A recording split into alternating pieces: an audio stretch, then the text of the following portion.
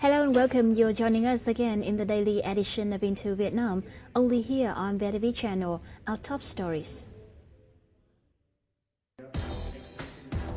Vietnamese Prime Minister visits India.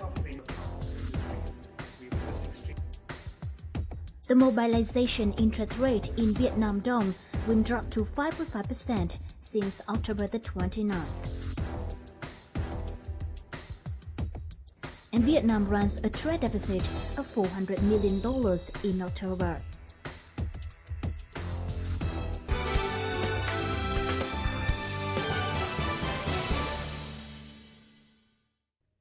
The Vietnamese Prime Minister Nguyễn Tấn Dũng and Chief Minister of India Eastern State of Bihar, Sitaram Mazini, on Monday, October the 27th, held talks to promote tourism between the two countries. Addressing a news conference, Mr. Mahini said the two leaders held talks on establishing a direct air route between Vietnam and Bihar.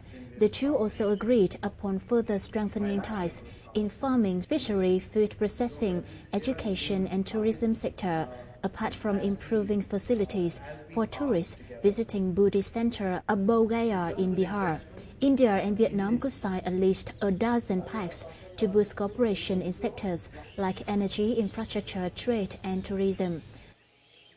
Việt Nam chúng tôi hoan nghênh các tập đoàn hàng đầu của Ấn Độ đến Việt Nam thương mại và đầu tư thành công, cùng có lợi, cùng phát triển với Việt Nam. Trong đó có cả đầu tư cơ sở hạ tầng ở Việt Nam. Tôi vừa tiếp một cái tập đoàn ELNFS. The Vietnamese Prime Minister later flew to New Delhi, where he held talks with his Indian counterpart, Narendra Modi, President Pranab Mukherjee, Foreign Minister Suma Swaraj and other leaders. The trade between the two countries has reached $8 billion during 2013-2014 period. It was reported at the State Bank's monthly press conference in October that since October the 29th, the mobilization rate in Vietnam Dong will drop from 6% to 5% per annum for 1 to 6 month terms. The maximum rate reduction for deposits in Vietnam Dong is from 8% to 7% per year. The rate on individual deposits in US dollar in credit institutions and branches of foreign banks in Vietnam will be brought down from 1% to 0.75% per year. It was also reported at the conference, as of October the 24th, total lending to the economy rose 7.85% from the end of 2013, while mobilized funds rose 11.8% and the total means of payment hiked 11.85%. As reported by the State Bank of Vietnam to the National Assembly, non-performing loans of the banking system stood at 3.9% by the end of August, declining from 4.11% in late July. The non-performing loans reduction should be seen as a positive signal to the market if the figure was true. More insights in the following report. At the end of 2013, SBV confirmed that extracted debts accounted for 3.63% of the total outstanding loans, but Moody's estimated the number should have been at least 15%. The government of SBV again in April announced a reduction of NPLs calculated based on reports by credit institutes. Accordingly, bad debt ratio ranged between 3.6 and 3.9%. However, many experts estimated the rate to be at 7%. Thus, the August NPL ratio of 3.9% is being prudently taken by market forces. Nhìn cái nợ xấu của các ngân hàng thương mại Việt Nam, mặc dù đã có những cái bước đi và định hướng chỉ đạo ngân hàng nhà nước rất đúng đắn, nhưng mà cần phải phân tích sâu hơn cái bản chất này, và đặc biệt ở Việt Nam thì cái nợ xấu nó còn liên quan đến sở hữu chéo nữa. Once inconsistent bad debt ratio is there to stay, banks will lose market confidence and relevant authorities can hardly handle non-performing loans. Transparency in NPL announcement is of great importance. cái vấn đề rất quan trọng đó là làm sao để cho mỗi người dân, mỗi một tổ chức sử dụng các dịch vụ tài chính, và kể cả những cái định chế tài chính cung cấp các dịch vụ tài chính cũng phải tự tạo ra cho mình một sự ổn định.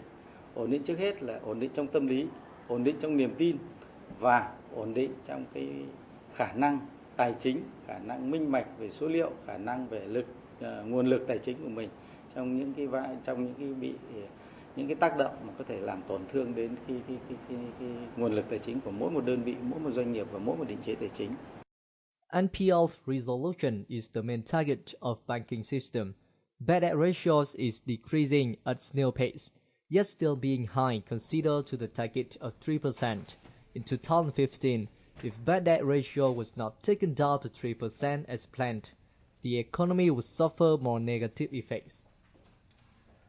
Rồi thì nợ xấu cần sẽ đổ trong một bài toán tổng thể trong tái cơ cấu bài toán của ngân hàng, và để xử lý được nợ xấu thì quan điểm của tôi là cần phải xử lý nhanh và có những giải pháp quyết liệt. Và nếu mà chúng ta mà không xử lý được thì có thể sẽ xảy ra cái tình trạng gọi là rơi vào cái hệ thống này nó sẽ ảnh hưởng tiêu cực đến hoạt động của toàn bộ kinh tế, như là các cuộc khủng hoảng tài chính châu Á năm 1997 và 1998, hay là cuộc ở các nước Đông Nam Á, hay là các cuộc khủng hoảng ở Mỹ vào 2008-2010. Although NPLs have been partly improved, people are putting a question mark on the exact amount of short debts in the marketplace. Hopefully, there will be an accurate answer to the question at the end of this year. And now let's move on the bulletin with some foreign trade news. The General Statistics Office announced on October the 28th, Vietnam ran a trade deficit of $400 million this month, but managed to maintain a surplus of trade worth $1.87 billion in the first 10 months of the year. The country's exports are heavily dependent on the FDI sector, which recorded a high trade surplus of $13.82 billion, while local exporters continue to incur a trade deficit of $11.95 billion. Despite the 10-month trade surplus, Vietnam is heavily reliable on foreign companies for its export revenues and is dependent too much on imported input materials for production of export commodities. This shows that Vietnam's trading activities are generating low value and lack the basics for sustainable development.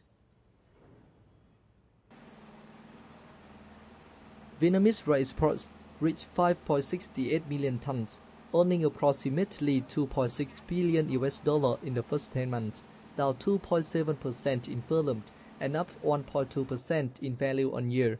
The average tonnage price of rice during the 10-month period increased 3.6% year-on-year to $455.26. China remained the largest export market for Vietnamese rice, making up 32.48% of market share. It was followed by the Philippines, Malaysia, Ghana, and Singapore.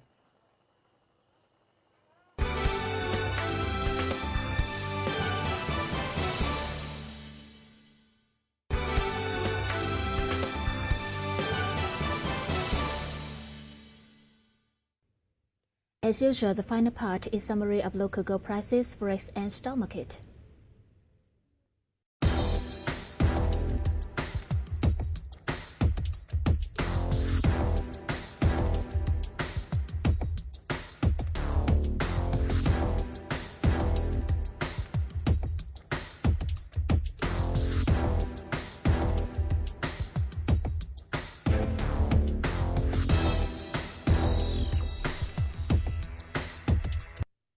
Well, the program has come to an end. Thank you so much for watching. You can also join us on our website at www.vitv.vn. Goodbye and see you later.